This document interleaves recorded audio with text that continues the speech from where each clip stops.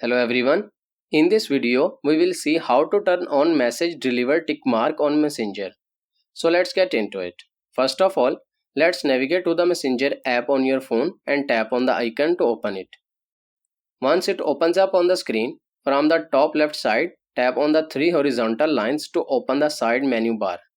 In this menu bar, tap on the gear icon to open settings.